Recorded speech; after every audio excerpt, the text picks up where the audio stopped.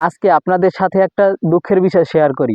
এইটা হলো আমাদের বাড়ির অনেক পুরাতন একটা পুকুর। আম গাছ আছে, লিচু গাছ আছে, কাঁঠাল গাছ আছে এবং নারিকেল গাছ আছে। এই গাছগুলান কাটতে আমার মোটেও ইচ্ছা করতে আছে না। আসসালামু আলাইকুম গাইস, সবাই কেমন আছেন? আশা করি সবাই ভালো আছেন। তো আজকে আপনাদের সাথে একটা দুঃখের বিষয় শেয়ার করি। বিষয়টা হলো আমার পিছনে দেখতে পাচ্ছেন একটা পুকুর। এইটা হলো আমাদের বাড়ির অনেক পুরাতন একটা পুকুর।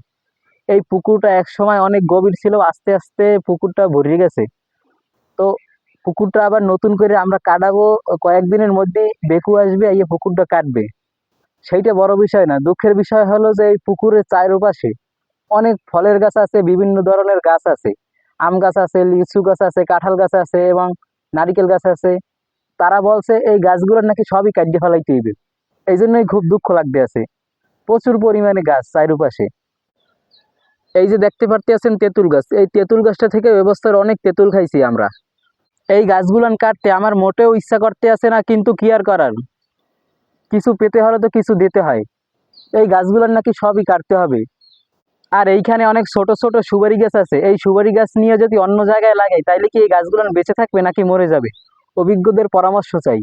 ভিডিওটা শেয়ার করে সবাইকে দেখার সুযোগ করে দিন। আজকের মতো এখানেই শেষ, দেখা হবে অন্য কোনো ভিডিওতে।